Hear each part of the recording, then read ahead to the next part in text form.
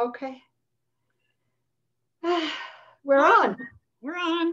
Good morning. Morning. Lesson 93. Well, it looks pretty snowy behind you there. Is that snow I'm seeing? Outside, out front. Yeah, not on your couch, no. Yes. Yeah, we got 4 inches last night. It's quite lovely, little snowy winterland outside. I'm enjoying it immensely. Yeah. Good. Oh, I'm sitting here with my heaters. I've got 2 heaters next to me. Nice. One for my feet and one for the chair here. So really? It's lovely. Yes. Oh, okay. yes, I haven't ascended yet. Well, come on up, sis. The sky is clear up here. What's taking you so long? Come on now. You know, there's an old saying that a dear friend of mine used to tell me, and that was, you get it real quick after a while. Yeah, that's true. Okay. Yeah. It's like me with the course, right? Yeah. It's all simple after 5, 6, 20 years. Yeah. So today we're going to be doing lesson 93. Yes. Light and joy and peace abide in me. Imagine if we really believed this. Mm-hmm. Like, if in every moment we believed we are the light, in other words, you know, we are the light, right? And we're also the joy and the peace, you know, and that they not just abide in us, but we actually live out from that love, that joy, and that peace all the time. Right. And we know that we're completely invulnerable. So we're immune to the darkness of the ego thought system. Just imagine. Whoa, what a party. Okay, light and joy and peace abide in me. You think you are the home of evil, darkness, and sin. You think if anyone could see the truth about you, he would be repelled, recoiling from you as if from a poisonous snake. Oh, that's a bit rich, isn't it? Yeah. Wow, but it's true. Yeah. You think if what is true about you were revealed to you, you would be struck with horror so intense that you would rush to death by your own hand, living on after seeing this being impossible. Living on after seeing this being impossible. Okay, fair enough. Wow, instant suicide, sis. That's right. We'd want to kill ourselves. Wow, if we were to, okay, what he's saying is if we were to stop still and go within to look upon our inner altar, you know, figuratively speaking, that we would be struck. Yeah. Well, struck dead by horror, so intense. You've got to laugh, all right? But that's the thought of the ego, the false self. And I think it's helpful, you know, sometimes I've taken such a deep dive into, you know, hell, that it was necessary to see it, because until you really see it or get in touch with the intense shame that I am shame, I am guilt, I am, you know, evil incarnate, I have done the unforgivable. You know, and this is all intellectual level. When I saw that every death that we see is because we want it there, and that's probably, you know, more for a later date, but that when we wanted to separate from life, it was the desire then to experience death, and we see it outspread across the world, and that we wanted it there, And because we wanted it there, it seems to be there. I mean, these are some of the things that we need to get really honest about and allow ourselves to come into contact with, because only through that direct contact with, you know, the darkest of the dark will we want to let it go. Because otherwise, ego is very happy to keep us lukewarm, a little bit of good, a little bit of bad, you know, so we're never really going to make the shift. But you really look at this, what he's saying, you think if what is true about you were revealed, you would be struck with horror so intense that you would rush to death at your own hand. That's a bit, you got to trust what he's saying if you haven't had a direct experience of it yet, but it's pretty horrific. But it's also happening for our good, because you want to see what it is that you are sidling up with and what it's costing before you'll change your mind. Would you say that's true for yourself? Oh God, yes. Yes. All across the board, yes. So grateful for the really bad, difficult times. Not at the moment, but I can see that I needed to experience what I did so that I would make a different choice. Absolutely. And I have to agree with you. My experience was the same. I had to go there and look upon that. But you know what? We're not dead. Oh. What a miracle. We survived it, and we're here to tell you about it. Okay. Thank you. Yeah, we survived. All right. So paragraph 2, these are beliefs so firmly fixed that it is difficult to help you see that they are based on nothing. That you have made mistakes is obvious. That you have sought salvation in strange ways, have been deceived, deceiving and afraid of foolish fantasies and savage dreams, and have bowed down to idols made of dust. All this is true by what you now believe. Right? Yeah, okay. Yeah. Paragraph 3. Today we question this, not from the point of view of what you think, but from a very different reference point, from which such idle thoughts are meaningless. These thoughts are not according to God's will. These weird beliefs he does not share with you. This is enough to prove that they are wrong, but you do not believe that this is so. Well, not yet anyway, but we're getting there, right? Right. Next paragraph. Why would you not be overjoyed to be assured that all the evil that you think you did was never done? That all your sins are nothing? That you are as pure and holy as you were created, and that light and joy and peace abide in you? Why wouldn't you be? No, why wouldn't you be overjoyed to be assured of all of this, right? That's what he's asking. Yeah, and something that just came up. I don't know. Do you want to provide the shield of fear diagram? Because I think this is really. Yes, good. Yeah. Well, do you have it there? Sorry, I don't think I have it in my stash. I've got lots of other diagrams. Which one do you want? I'll tell you what. I've got lots. No, I've got it. I just this just popped into my awareness, and here it is. Yeah. Oh, wow. Okay. And I didn't know if you wanted to just attach it as a resource and they can look at it, or do you want to talk about it here? Like I can share my screen. Could you share your screen? Is that okay? Yeah, hang on a second. On the fly, here we go. Here's the shield of fear diagram. We have actually brought this up before, but I think it really goes to what Sis is reading, what Jesus is talking about. Again, remember, we're identified with the center. This is the ego, mythical me. What we really are is this outer ring, the number 4, the holy self, and where we would experience the happy dream and true perception.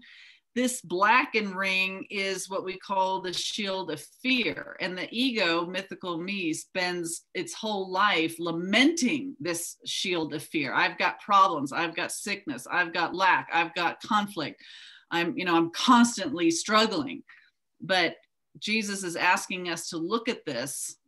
And while we're sitting there saying that life is so hard, and I'm really, a pile of crap. I'm guilty. I'm worthless. We all have this deep shame and unworthiness running in the bunker, and we think we don't want it.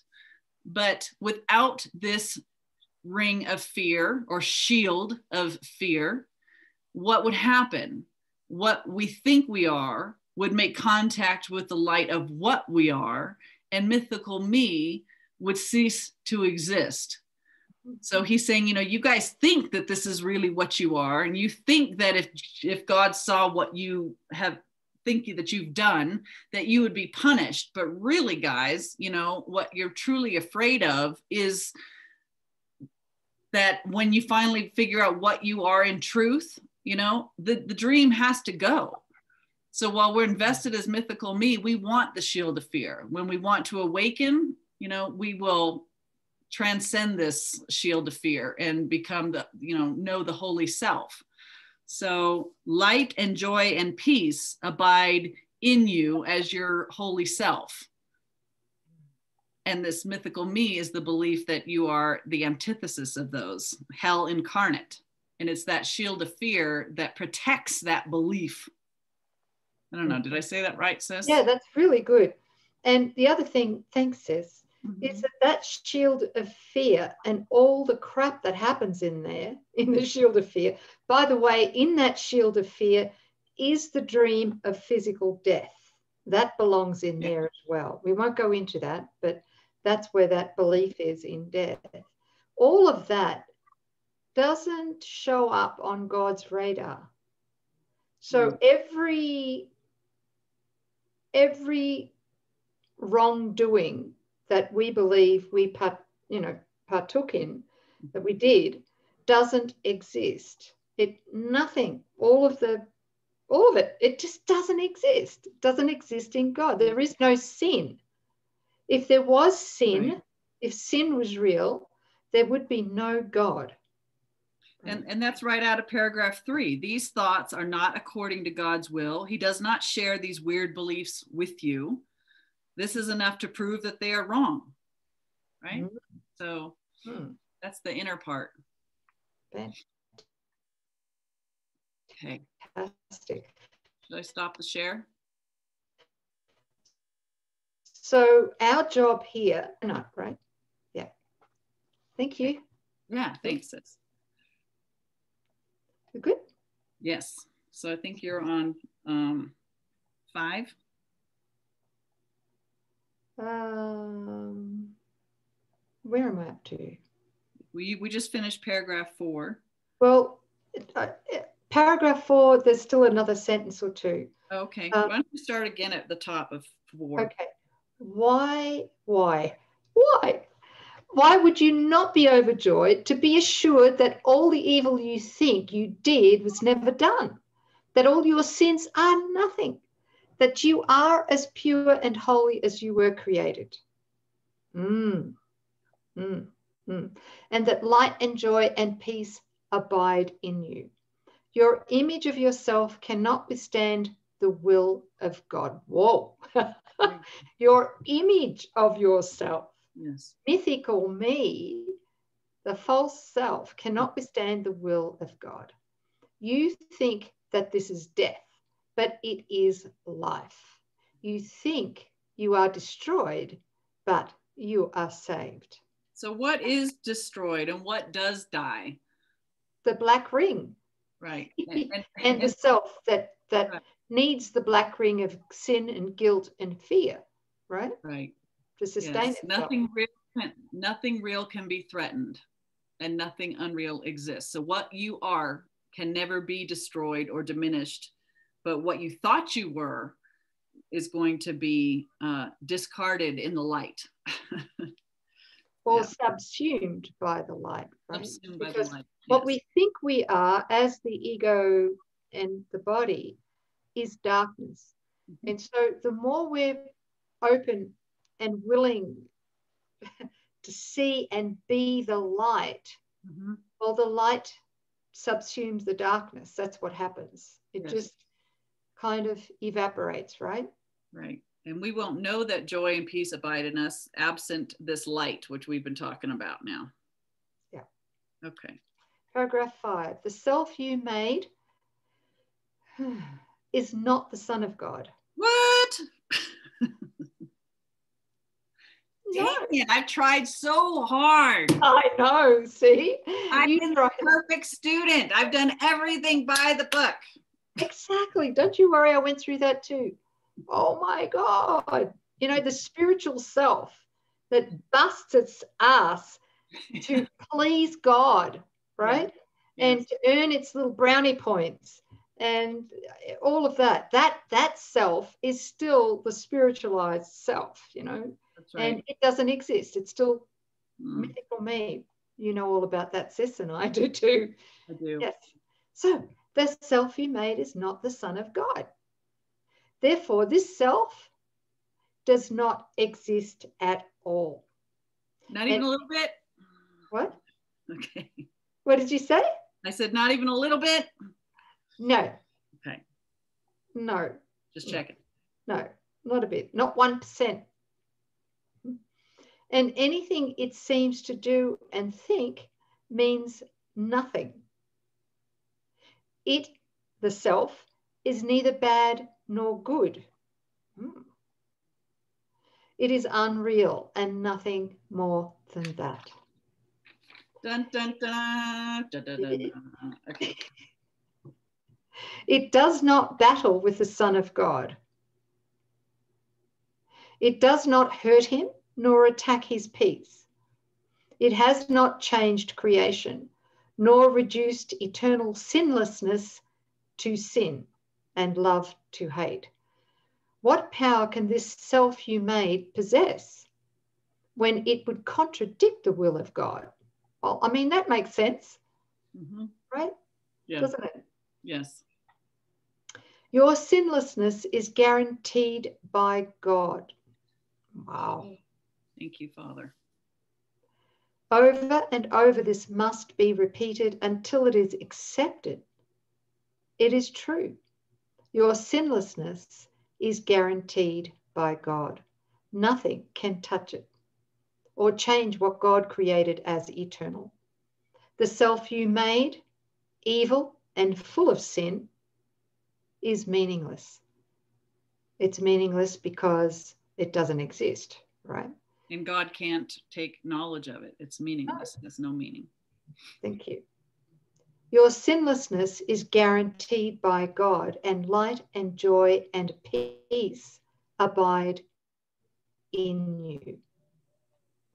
Salvation requires the acceptance of but one thing you. Hold it. Not what you made of yourself. What have you got, sis? There was a delay. Hello? There was a delay in the recording. So can you just start 7 again? Sure. Just hold on here. I think there's something going on with the internet, yeah? So,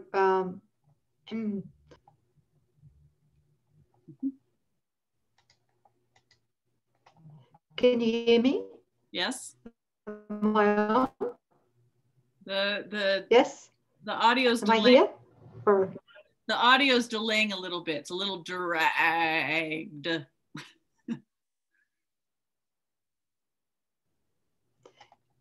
Okay. Open this chat room for a second. Are you going to chat with me? Yeah. Okay.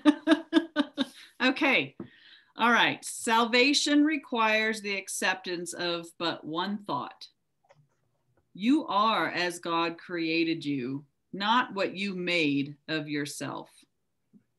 Whatever evil you may think you did, you are as God created you. Whatever mistakes you made, The truth about you is unchanged. Creation is eternal and unalterable. Your sinlessness is guaranteed by God. You are and will forever be exactly as you were created. Light and joy and peace abide in you because God put them there. In our longer exercise periods today, which would be most profitable if done for the first 5 minutes of every waking hour, we will begin by stating the truth about our creation. Light and joy and peace abide in me. My sinlessness is guaranteed by God. Then put away your foolish self-images and spend the rest of the practice period trying to experience what God has given you in place of what you have decreed for yourself. You are what God created or what you made. One self is true, the other is not there. Try to experience the unity of your one self. Try to appreciate its holiness and the love in which it was created. Try not to interfere with the self which God created as you by hiding its majesty behind the tiny idols of evil and sinfulness you have made to replace it. Let it come into its own. Let it come into its own. Here you are. This is you. And light and joy and peace abide in you because this is so. You may not be willing or even able to use the first 5 minutes of each hour for these exercises. Try, however, to do so when you can. At least remember to repeat today's idea each hour in this form. Light and joy and peace abide in me. My sinlessness is guaranteed by God. Then try to devote at least a minute or so to closing your eyes and realizing that this is a statement of the truth about you. If a situation arises which seems to be disturbing, quickly dispel the illusion of fear by repeating the idea again. Should you be tempted to become angry with someone, tell him silently, light and joy and peace abide in you. Your sinlessness is guaranteed by God. You can do much for the world's salvation today. You can do much today to bring yourself closer to the part in salvation God has assigned to you. And you can do much to bring the conviction to your mind that the idea for the day is true indeed. Light and joy and peace abide in me. Thank you.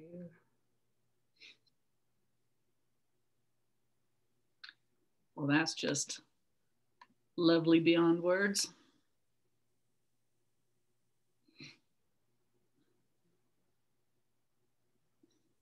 That's the truth. You know, just tied in again about let it come into its own. Let God come into its own. Stop defending with some false image of yourself, but in deep humility, you know, accept what you are, and that light and peace and joy abide in us because God placed it there. You know, allow God to be God right where you are.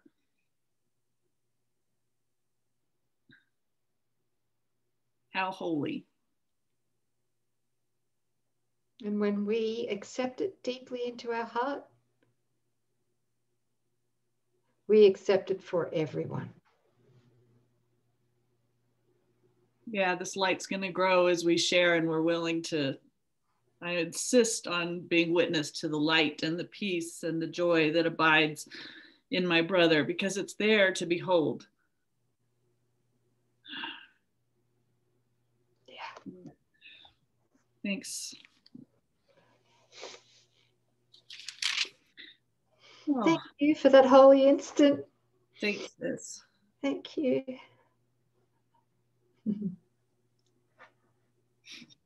We've been on these light lessons for 3 days, but I have to say on the first day, I wasn't feeling so great. And now I'm feeling fabulous. These 3 days just flew by for me. Now I'm celebrating.